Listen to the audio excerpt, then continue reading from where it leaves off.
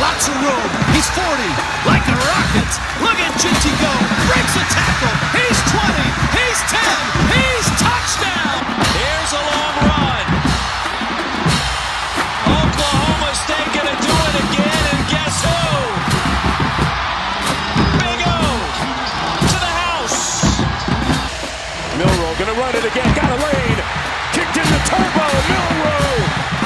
Goodbye. Touchdown, Bama. Pump fake. Cook. End zone. Caught.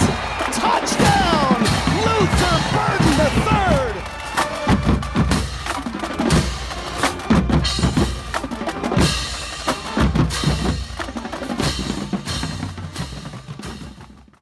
You're watching the CFFsite's college football playoff show. My name's Joe DeSalvo, the voice of the CFFsite, and we're going to walk through the college football playoffs. I'm going to make all my picks, give you my thoughts on all the matchups, and what else is there to do? It's that time of the year. The bowl season's here. Opt-outs, transfer portal, it's popping. But the college football playoffs here, we're going to have meaningful games to watch, playoff games to watch, home field playoff games at that. The 12-team college football playoff is here. Let's get it on. I mean, this is going to be exciting, right? So before I start off making the picks, I just want to share that there is going to be, I did make an appearance on the Purple Rain podcast this past week. Joe Arpaci of Purple Rain website. He did something where he compared he did this Top Gun challenge where he compared a lot of projections from 4 different sites and came up with a contest. And yeah, I was glad he invited me on. It was the last show before he announced who won that competition. And I was glad he had me on because I'm the numbers guy, do a lot of the projections over at the CFF site. Mike and I spent a ton of time doing all the preseason projections for the preseason fantasy draft guide and the projection tool as well. And, I did push back a little bit on the way that he did his evaluation. I thought really it was a little unfair for some of the websites, particularly I'll throw out an example. He used the difference between preseason projection and actual fantasy points at the end of the year. And then he added up all the difference of the actual and the projected and came out with a total number that he used and averaged them all together. I think he did top 50 or 60 running backs, top 60 receivers, maybe top 40 or top 50 quarterbacks, and then maybe like top 30 tight ends. And in his system, if you did not actually project a player that landed in the top 50 at their position, it wasn't counted against you. So basically, you got a mulligan for not projecting one of the top players that finished in the top 50. And I'll use an example. RotoWire projected Kevin Jennings for 5 fantasy points. So they projected him. Because they projected him so low, their difference was actually used. And so because he took out the fact that some of the sites didn't project Kevin Jennings, if you didn't project him, it didn't count against you at all. And so I'm glad he put that together. The one thing that came out of that for me was that the CFF site did a pretty good damn job of projecting players, particularly the top players at each position this past year. So I would say those numbers that he evaluated, I think added up to 180 top players this past year. Of those 180 top players, the CFF site only missed 21 of them. We only missed 21 of the top 180 players. Now, that's still more than what we'd like. But comparatively speaking, the other 3 sites respectively missed 35, 38, and 52. So if this competition really did evaluate actual projections, actual numbers to projections, we would have gotten 21 zeros, whereas everybody else would have gotten 35, 38, and 52. In all fairness, that probably would have been the way to really gauge accuracy. And there really wouldn't have been much of a competition if that would have taken place. But he did it with just, if you didn't project them, you didn't get penalized for it. So it is what it is. We still finished second in the way that he did it, but I just wanted to offer some context as you guys may watch that show or that episode. I did push back a little bit, and Joe was gracious, and Joe admitted that there was no perfect way for him to do it. It was just the way that he did it. So thanks for having us on. The more flag bearers we could get for college fantasy football, the better. The more sites, the more resources that you guys have, the better. But I said it on that show, and I'll say it again before we get into the college football playoff preview, that you're not going to find two people that has more passion for college fantasy football, that put more blood, sweat, and tears in all of the preseason and weekly content than myself and my man Mike Bainbridge. So let's get into the college football playoff preview. I made my picks in my bracket. We're going to start off at the top. We're going to go Texas and Clemson. Now, look, here's the thing. Dabo's been here. This team, I don't think, this team, he's going to have them prepared. Now, it's a road game. That's going to favor Texas, immensely. But when you look at the first round matchups, Dabo's like the one guy, I don't know if I really want to face Dabo in the first round. He's been there. He's a champion. He's done it. Still, I just don't know if Clemson's got anything in that ground game and enough with Klubnik, unless Klubnik can get some things going against that Texas defense. I just think Texas is going to have too much for them. I don't love the Texas offense. Quinn Ewers has been good, not great. The ground game, very underwhelming for Steve Sarkisian offense, in my opinion. Don't really have that playmaker on the ground. Wisner will probably be it. And you'll get it probably Jada Blue as well out of the backfield quite often. DeAndre Moore is an emergent playmaker. But Texas' heart and soul is that defense that's only allowing 12.5 points a game. I think that's going to be enough for Texas. I'd lay the line. I'd lay the points, even though it's 11.5. That's a big number for a playoff game, but the game is in Austin. And I'm going to go with the home team, and I think they cover the spread. I'll go Ohio State, Tennessee next. And for me, this is an intriguing matchup because the winner of this matchup actually gets Oregon, which I think is really not good for Oregon. I think they got the worst draw of all the 1 seeds. I think I'm stating the obvious. There are a lot of prognosticators that have actually stated that as well. But if Michigan can beat Ohio State in the final game of the regular season, Tennessee has a very similar sauce, except they actually have better playmakers at receiver. They have a better quarterback, and they probably have the better running back. I think Tennessee run game's better than Michigan. I think Tennessee's defense is pretty good too. Now, with that being said, Ohio State was the preseason pick to win it all. And I said in the beginning of the year, Ohio State just needed to stay healthy. And that was even without the emergence of Jeremiah Smith at the time. Now, I do think that the Volunteers defense can force Will Howard into some mistakes. And that Ohio State offense hasn't been spectacular. Their defense has been tremendous, 10.9 points per game. I think this, it's interesting to me. I'm curious to see how Josh Heupel calls this game. If he keeps it close to the vest, if he opens up a little bit, is he going to ride Dylan Sampson in that running game, play solid defense? Can the Volunteers keep it close? If I'm a gambling man, I'm taking the 7.5 points. And in my pool, I actually picked the Volunteers. I'm going to go with Tennessee on the road. I'm going to say that, Ohio State has everything that they need, I think, to win the national championship. I just don't think they will. This is the toughest road to win a national championship, I think, out of a first round spot.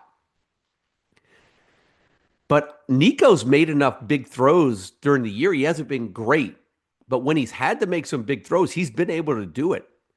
I don't think I could say the same about Will Howard. I'm actually taking the Volunteers on a road upset in this one. And probably because I like Oregon so much, probably to win the next matchup, that I'm going to take what I think might be the least confident pick in the first round.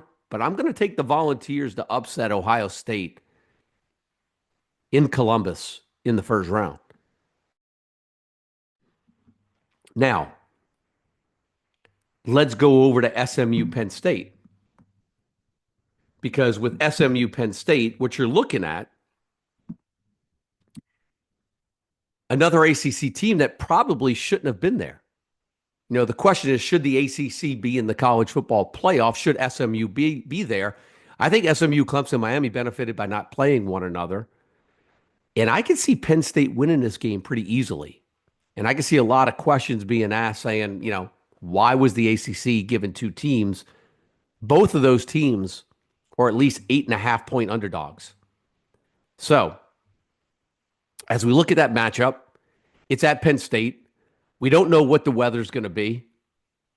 And now, you know, you've got this SMU team that seemed like they were out of the playoffs against Clemson, played their way into the playoffs by making it a close game at the end.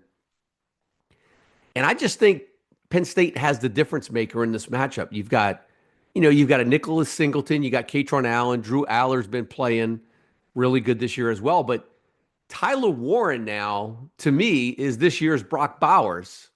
And so Tyler Warren, I think, has that playmaking ability to get Penn State over the edge. Penn State's defense is good. They're only allowing 16.4 points per game. SMU's defense hasn't been bad either.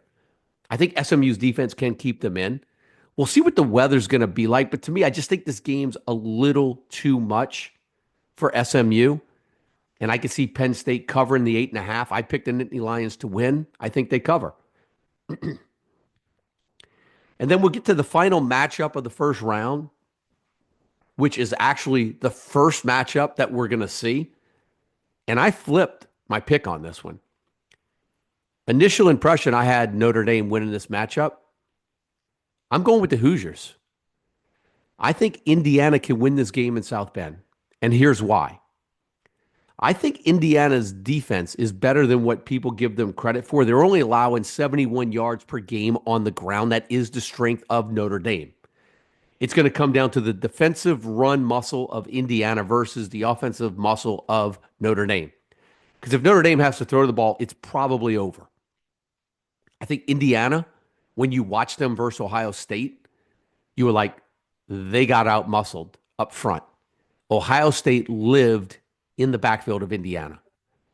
Notre Dame can do that against Indiana, but I think Indiana learned a lesson against Ohio State. I think they play this one a little bit closer to the vest. I think the play calling's a little bit differently. I think they were exposed on what their weakness was, and I think they're going to find a way to not let Notre Dame expose that weakness in that matchup. I'm going to give Cignetti credit. I think it's hard to go 11-1 in the Big Ten despite the schedule that Indiana played. They played FIU, Western Illinois, and Charlotte as their non-conference games. But you still have to give them credit for winning all the other games besides the one against Ohio State. I just think SEC and the Big Ten are the two best conferences in the country for a reason. And sure, they might have avoided some of the bigger teams in conference. But I still think Indiana's got enough playmakers. They've got two running backs. They've got a host of receivers. They've got a solid quarterback. They've got a decent defense. And for me, I just think Indiana's a more complete team. I'm picking them to go into South Bend and upset the Fighting Irish in the first round. So that sets up a matchup for them in the second round. And I think Georgia wins that matchup, even though there's uncertainty about what's going on with quarterback. But they're going to get 3 weeks to prepare Gunna Stockton if Carson Beck can't play. And they're going to get 3 weeks to kind of rest up. You could say they could be rusty.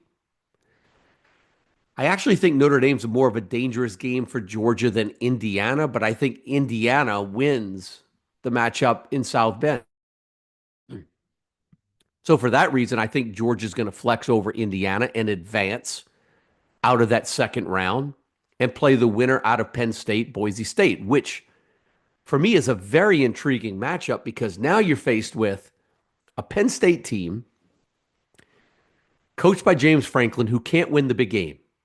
He wins this game, it puts him in the Final Four, a spot where he's never landed.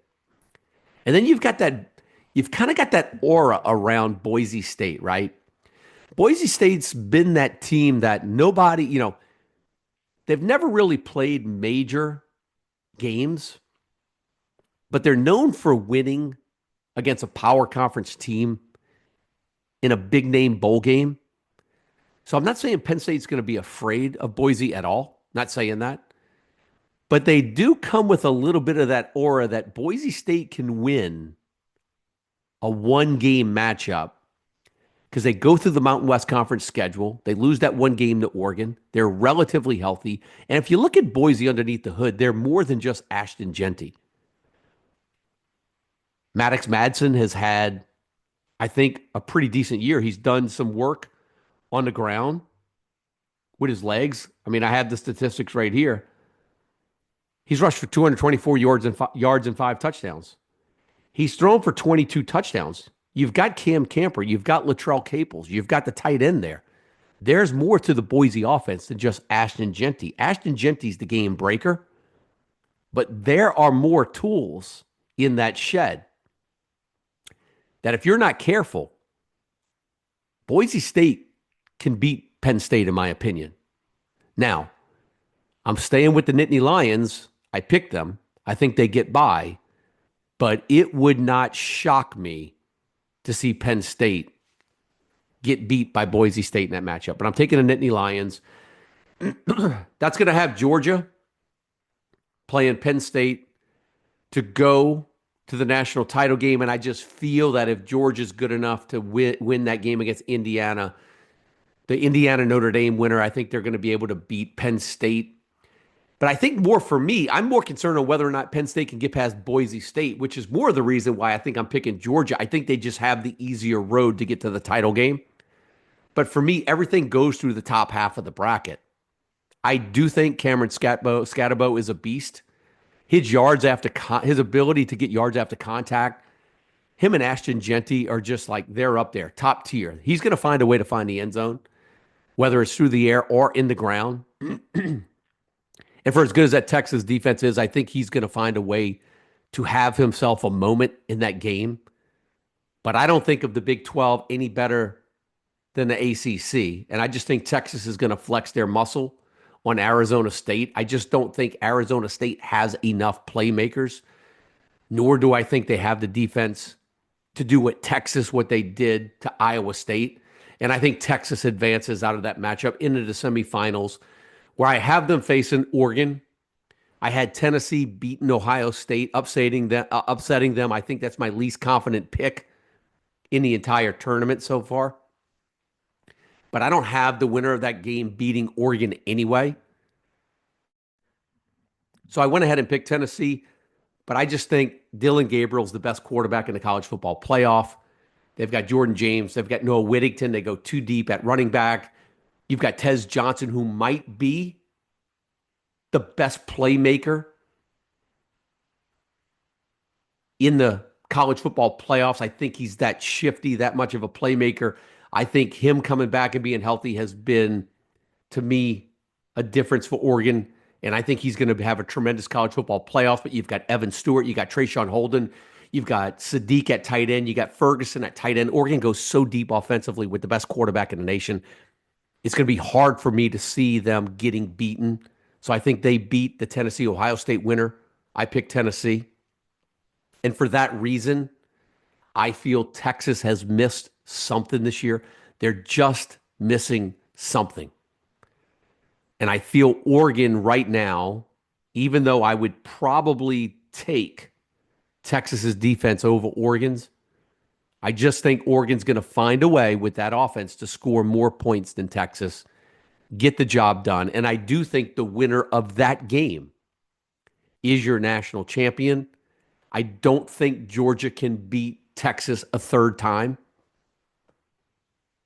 especially with the question mark at quarterback. Look, the first drive of the second half against Texas showed me that Gunnar Stockton has what it takes to get Georgia through this college football playoff. But that bonehead throw he made in the fourth quarter also showed me he's got some inexperience that's going to show too. That's probably or could cost Georgia, because there's going to be a time where Georgia's going to have to make some plays. They're going to have to score, and if they fall behind and have to put it on his shoulders. That's where the question comes in. I'm not taking Georgia in that matchup against either Texas or Oregon. So for me, the winner of Oregon-Texas is your national champion. And look, I'm a Nebraska guy, so I like the Big Ten. I live in SEC country. I don't think there's a better conference in the country than the SEC year in and year out. I just don't think the SEC this year has had those one or two top-tier teams that they usually have every year. And I think it's the new guy in the Big Ten this year that's the most complete team in the country. Again, they've got to win 3 games. That's what makes this college football playoff so unique, is it's not like a 2-game showdown. There could be a significant injury. We've already seen it on the Georgia side. Maybe that Beck might not be available. They have to hope that Stockton can pull them through. But again, Oregon, you've got to get through the playoff. They've got to get through. What if Tez Johnson gets hurt? What if Dylan Gabriel gets hurt? This is coming down to a 3-game, 4-game playoff for some teams. And what we're not talking about is attrition. How are injuries going to mount up and take its toll in this college football playoff? But with that being said, as long as Dylan Gabriel stays healthy, I think Oregon's got enough depth on the offensive side of the ball to score more points than any team that they're going to play, and they have a solid defense that's going to keep them in any matchup. So I'm going with the team that's the most complete team going into the playoffs, even though they have the toughest road. But to be the best, you've got to beat the best. And I have Oregon advancing over Texas, beating Georgia in a national championship. And that's going to do it for the College Football Playoff Show. What else is there to talk about? Projections are up on the site. We'll have projections for all the college football playoff games all the way through, all the bowl games all the way through. The bowl games are tough. Players opting out last minute. I don't know how you guys that do DFS do it with all of these uncertainties of what's going on. But a tip of the cap to my man Mike Bainbridge, who just turns out some of the best DFS writing in the industry. So if you're not up and seen any of his work, go in, get a 1-week subscription and check out his DFS writing, particularly on those slates that are just multi-tiered, a lot of games.